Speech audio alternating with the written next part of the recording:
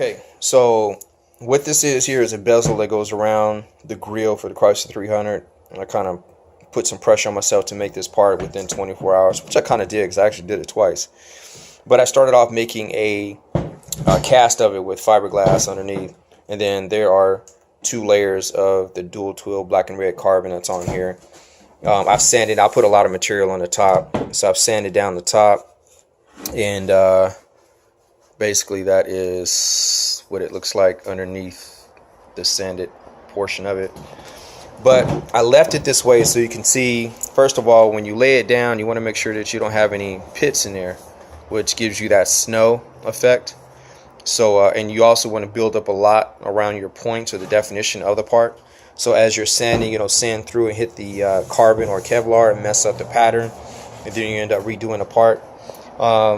The difference between a lot of material, which I've sanded this down with 240. 240 is always good, because if you go too much of a grit or too rough of a grit, what happens is when you decide, man, I want to put another coat of resin on there, it'll leave like a haze and your part won't come out like crystal clear, and you'll lose that. So you don't want, and then if you use it just in one little area, then you'll have inconsistency to be like hazy over here and then clear over there. It's just jacked up. So anything 220 and above, you're usually pretty good. Just put some resin right over it. You don't have to worry about any scratches or any sand mark swirls from whatever power tool you may have used to sand that down.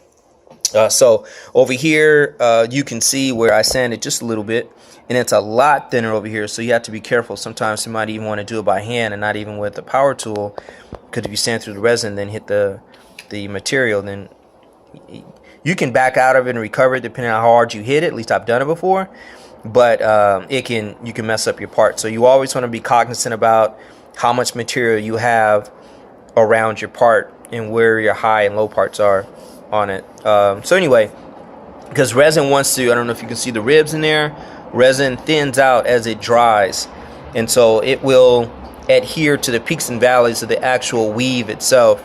So if you're not careful and you don't know what it looks like when you're sanding, if you don't use your sawdust to kind of tell you where you are, you can have a serious problem. So in any case, what's going to happen here, and then we put this on pause until the ambulance go by. Okay, so now that that's over, so in any case, parts coming out pretty good.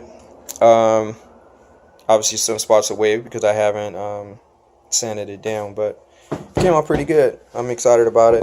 So I will have to put another coat on there to make myself feel a little bit more positive about it. I did sand down a little low in a spot like that, so I have to build it up with some resin around the edge. But for the most part, it came out pretty good. And obviously this is very thin, so I got to go back over it with a lot more resin and stack it up so it can look just like the top.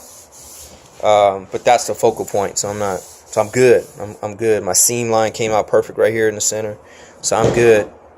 So sand down the backside for fitment. I'm pretty good. So in any case, that is the update for this part.